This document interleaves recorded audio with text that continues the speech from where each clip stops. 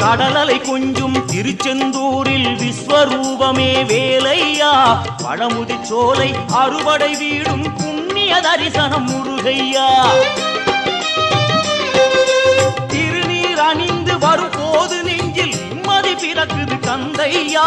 சுகனே சிவனார் மகனே உன்னை பாட பாட சுகமாகுதையா வேல் முருகா அரோகரா அரோகரா வேல் முருகா